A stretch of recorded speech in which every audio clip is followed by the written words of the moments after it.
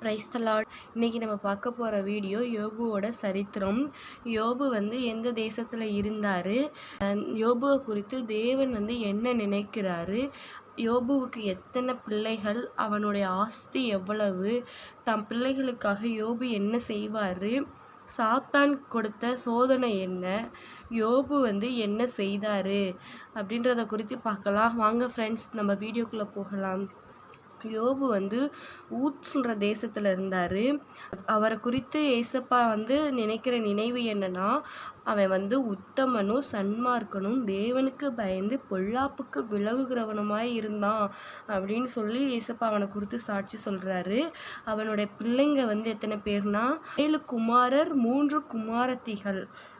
அவனோட ஆஸ்தி எவ்வளவுனா 7000 ஆடுகளும் 3000 ஒட்டகங்களும் 500 ஏர் மாடுகளும் 500 கழுதைகளும்